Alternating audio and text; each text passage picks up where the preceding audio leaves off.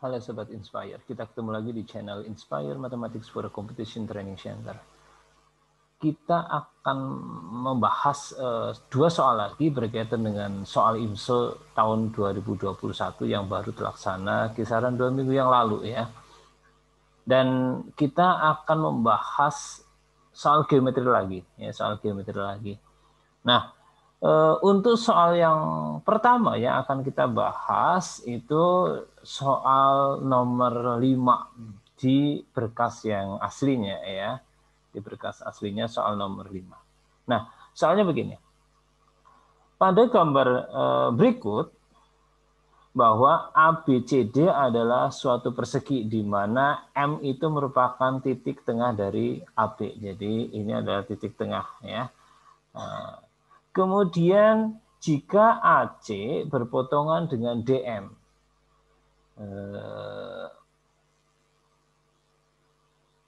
di titik E ya, jadi titik E itu merupakan titik perpotongan antara AC dan DM. Kemudian diketahui bahwa luas segi 4B CEM itu sama dengan 400 cm persegi. Tentukan luas dalam satuan cm persegi luas dari persegi ABCD. Oke. Jadi kita tahu beberapa informasi selain AM sama dengan MB, kita tahu bahwa luas segi 4 BCEM itu sama dengan 400 cm persegi. Nah, kita coba misalkan ini X maka ini X gitu ya. Jadi misal bahwa AM sama dengan MB sama dengan X. Oke. Nah, yang berikutnya kita coba lihat. Lihat segitiga AME, AME dan segitiga CDE, CDE ya. Itu sudah sangat jelas sekali bahwa kedua segitiga itu adalah dua segitiga yang sebangun ya. Jadi jelas bahwa segitiga AME itu sebangun dengan segitiga CDE gitu ya. Nah, nanti kalian bisa mencari argumen yang mendasari kenapa dua segitiga itu sebangun ya, sebagai latihan juga. Nah, akibatnya apa? Akibat dari kesebangunan itu, maka sisi-sisi yang bersesuaian itu pasti sebanding ya. Sisi-sisi yang bersesuaian itu pasti sebanding. Nah, kita coba lihat dulu.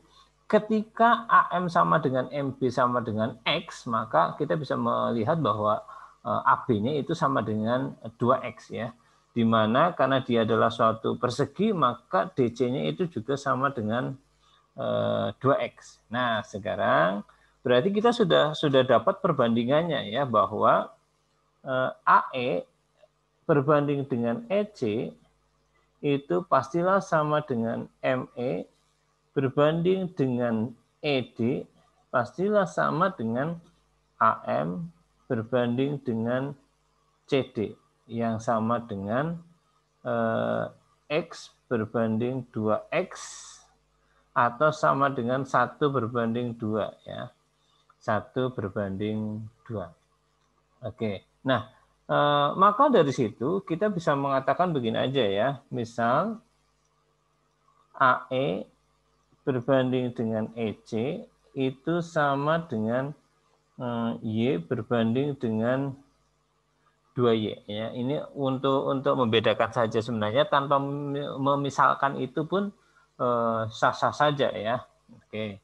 Jadi ini adalah Y, ini adalah 2Y ya. AE sama dengan Y, EC-nya itu sama dengan 2Y. Nah, sekarang langkah yang berikutnya, ketika kita melihat bahwa yang diketahui adalah luas BCEM, maka kita bisa melihat pada segitiga AME dan segitiga ABC. Ya. Coba saya tuliskan begini aja ya. Lihat segitiga AME, dan segitiga ABC, ya, yaitu memiliki satu sudut sekutu,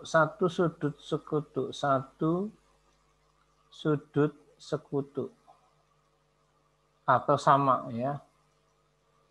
Maka kita punya teorema bahwa perbandingan luas segitiga AME berbanding luas segitiga ABC itu sama dengan perbandingan sisi hasil kali sisi-sisi yang mengapit sudut yang sama tersebut, ya. Maka dapat saya tuliskan begini, ya, bahwa luas segitiga AME berbanding dengan luas segitiga ABC itu akan sama dengan perbandingan dari hasil kali sisi-sisi yang mengapit sudut tersebut. Atau dapat saya tuliskan AM dikali dengan AE berbanding dengan AB dikali dengan AC. Atau dapat kita tuliskan AM berbanding AB dikalikan dengan AE berbanding AC. Oke, nah ini bagian yang atas saya hapus dulu, ya, untuk mendapatkan tempat sehingga saya bisa menuliskan analisa berikutnya, ya. Oke, sampai di situ aja. Nah, dari situ maka kita bisa mengatakan begini, bahwa luas segitiga AME berbanding dengan luas segitiga ABC itu kan dapat dituliskan sebagai luas segitiga AME ditambah dengan luas segi 4 BCEM. Betul, ya? Ini saya perpanjang. Ini akan sama dengan AM dikalikan AE. Ya, AM dikalikan AE, atau dapat saya tuliskan begini, ya. AM-nya X dikalikan dengan AE-nya itu Y berbanding dengan AB-nya itu 2X, AC-nya itu sama dengan 3Y. Yuk kita coba masukkan. Segitiga AME berbanding dengan segitiga luas segitiga AME ditambah dengan 400 itu sama dengan 1/6, gitu, ya. Nah, jadi ini adalah 1/6. Maka kita dapat menuliskan bahwa 6 kali luas segitiga AME itu akan sama dengan segitiga AME ditambah dengan 400. Atau ini pindah ruas menjadi 5 luas segitiga AME itu sama dengan 400. Atau kita dapatkan bahwa luas segitiga AME itu sama dengan 400/5, ya. Atau luas segitiga AME itu sama dengan 80, ya. Sampai pada tahap ini kita sudah mendapatkan luas segitiga AME. Ini sudah tidak terpakai, saya hapus saja. Oke. Nah, kalau luas segitiga AME itu sudah, maka kita bisa mendapatkan informasi tentang luas segitiga ABC. Di mana luas segitiga ABC itu sama dengan luas segitiga AME ditambah dengan luas segi 4 BCEM.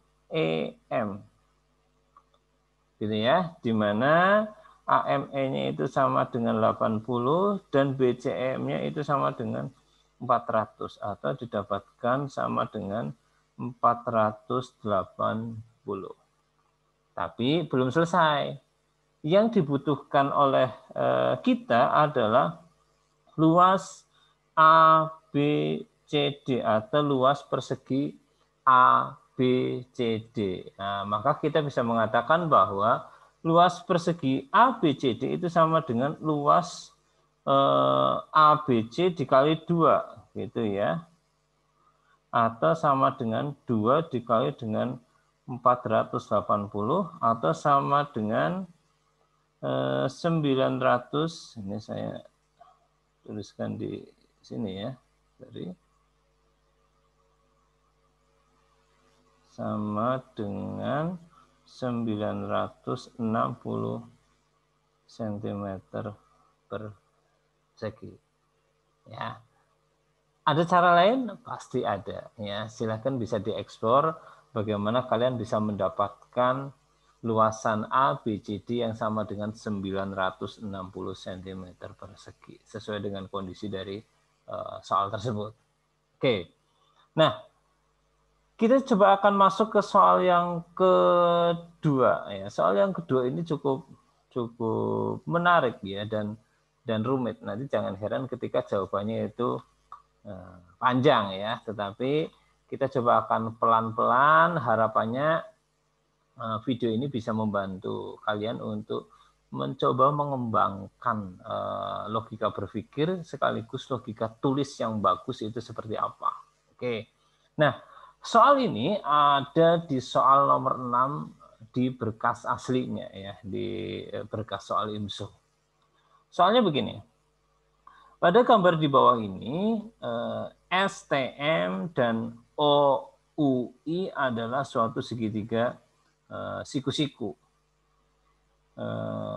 yang terletak di dalam persegi panjang IMSO sedemikian hingga U itu dilalui oleh garis TM atau terletak pada TM. Oke. Nah, kita coba mulai menuliskan apa-apa yang diketahui di soal itu ya.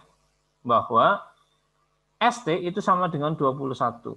ST-nya itu sama dengan 21. TM-nya itu sama dengan 72. Kemudian OU-nya itu sama dengan 45. Itu saja yang diketahui. Yang ditanya sekarang adalah berapa luas dari persegi panjang IMSO tersebut. Nah, untuk mendapatkan unsur-unsur yang dibutuhkan untuk menjawab soal tersebut, maka kita coba membuat suatu garis bantu ya. Nah, garis bantu yang akan saya konstruksi di sini adalah saya membuat suatu garis yang sejajar dengan IM melalui titik U ya. Saya coba konstruksi. Jadi ini adalah garis yang sejajar dengan IM melalui U. Coba saya kasih nama dengan P dan Q ya. PQ. Jadi PQ itu sejajar dengan IM. Oke. Nah, sekarang saya coba akan pelan-pelan mengajak kalian untuk menemukan beberapa unsur yang bisa dicari dari unsur-unsur yang diketahui tentunya. Contohnya begini. Lihat segitiga STM.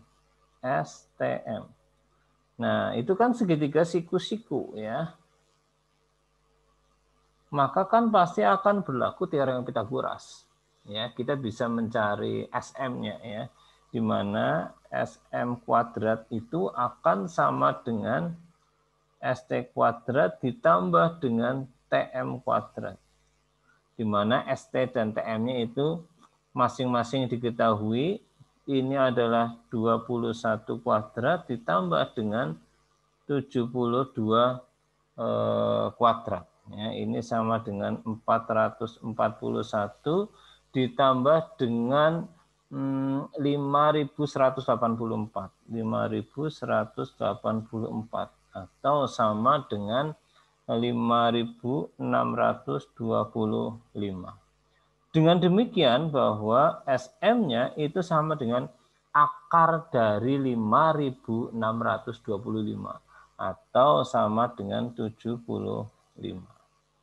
Oke.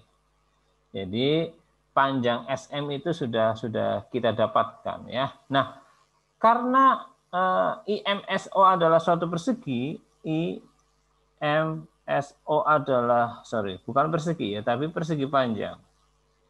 Persegi panjang, maka jelaslah bahwa IO itu panjangnya sama dengan SM.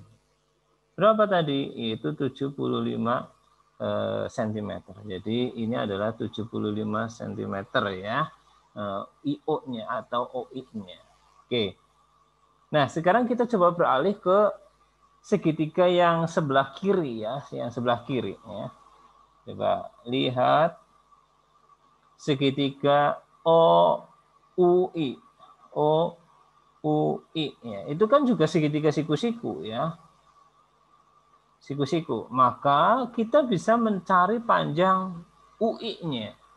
Karena OI itu sudah didapatkan, OU itu juga sudah tersedia di soal, maka panjang UI-nya dapat kita tuliskan UI kuadrat sama dengan OI kuadrat dikurangi dengan OU kuadrat.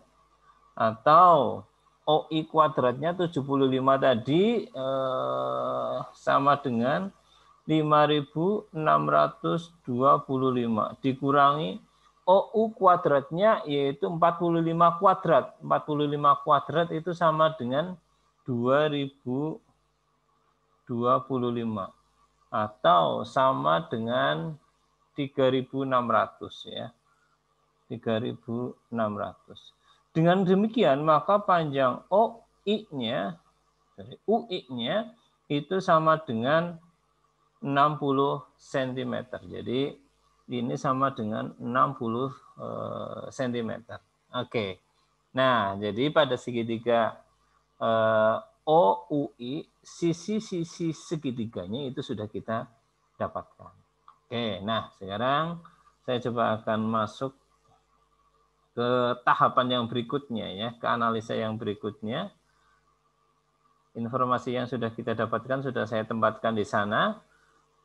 Semoga tidak ada yang terlewat ya. Oke, nah sekarang lihat segitiga OUI. OUI ya, siku-siku ya. Dan PU itu tegak lurus dengan OI. Kalau kondisinya demikian, maka kita punya suatu teorema yang kita sebut sebagai teorema proyeksi pada segitiga siku-siku ya. Nah, ada dua yang nanti akan kita pakai ya. Maka berlaku teorema proyeksi ya. Saya tuliskan aja, berlaku teorema proyeksi. Ya. Bahwa OUP dikali dengan OI itu sama dengan OU dikalikan dengan UI ya. Atau UP itu sama dengan OU dikalikan UI dibagi dengan OI. Atau sama dengan 45 dikali dengan 60 dibagi dengan OI-nya itu sama dengan 75. Maka kita dapatkan nilai dari UP ya, di mana UP-nya itu sama dengan 36. 36. Jadi ini 36. Oke. Nah, kita sudah mendapatkan UP ya. UP. Nah, yang kita butuhkan di sini nanti adalah UKI ya, UKI. Nah, tetapi tidak mudah untuk mencari UKI ya. Kita harus melewati beberapa tahapan lagi ya. Oke. Nah, ini adalah boleh dibilang apa? Teorema proyeksi yang pertama yang kita pakai ya. Nah, teorema proyeksi yang kedua yang akan kita pakai di sini adalah berbunyi begini. OU kuadrat itu akan sama dengan OP dikalikan dengan OI ya. Atau kita mau mencari nilai OP-nya ya. OP itu sama dengan OU kuadrat dibagi dengan OI atau sama dengan OU-nya itu 45 ya. 45 kuadrat dibagi dengan OI-nya itu sama dengan 75, maka nilai OP-nya itu kita dapatkan 27 ya. 45 kuadrat dibagi dengan 75 itu sama dengan 27. Ya, jadi ini adalah 27. Oke. Kalau itu 27, maka kita mendapatkan juga informasi tentang IP ya. Di mana IP itu sama dengan 75 dikurangi dengan 27. Ya, maka dia akan sama dengan 48. Jadi ini adalah 48. Nah, karena PQ itu sejajar dengan IM, panjang IP itu sama dengan 48, maka jelaslah panjang MQ itu juga sama dengan 48 ya. Saya tuliskan di sini aja ya, bahwa MQ itu panjangnya sama dengan IP sama dengan 48. Oke, nah ini saya hapus lagi. Informasi yang barusan kita temukan juga sudah saya tempatkan di gambar gitu ya, sehingga tidak hilang jejaknya. Oke.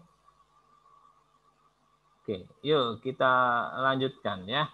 Nah, sekarang kita akan melihat dua buah segitiga ya, dua buah segitiga. Nah, lihat segitiga MQU. MQU dan segitiga MTS. MTS ya. Saya mengatakan jelas bahwa segitiga MQU itu sebangun dengan segitiga MTS gitu ya. Coba dicermati betul.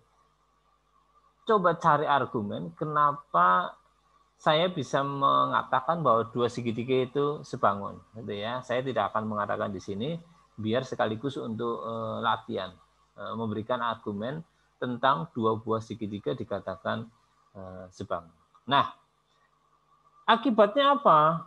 Akibatnya adalah sisi-sisi yang bersesuaian itu sebanding ya. Maka kita bisa mengatakan begini nih, bahwa MQ